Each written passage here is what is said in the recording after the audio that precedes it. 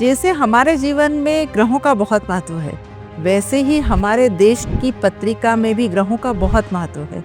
आपने देखा होगा कि पिछले 30-40 वर्षों से भारत का भौगोलिक और राजनीतिक विस्तार स्पष्ट रूप से देखा गया है।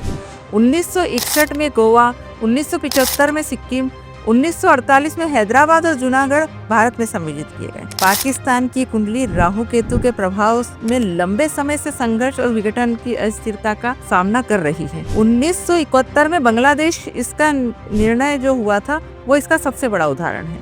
और अब बलूचिस्तान, पख्तूनिस्तान जैसे क्षेत्र में भी अलगाववादी आंदोलन हो रहे हैं। आप जानते हैं क्योंकि इस पत्रिका में मंगल और चंद्रमा दोनों तीसरे भाव में बैठे हैं। चतुर्थ भाव का स्वामी तीसरे भाव में अपने से 12वां बैठने के कारण ये खुद अपनी जमीन की हानि कर रहे हैं, अपनी सीमाओं को ये खुद घटा रहे हैं। कारण कि इस समय इनके जो दिमाग में है सोचने समझने की क्षमता उग्रता की हो जा रही है। बस इसी कारण से ये अपनी भूमिका कम कर रहे हैं। और इसी कारण भारत में चतुर्थ भाव का चंद्रमा है, फिर लग्न है, तो दोनों का जो कॉम्बिनेशन बन रहा है वो भारत की जमीन को बढ़ा रहा है और पाकिस्तान अपनी सीमा को घटा रहे हैं।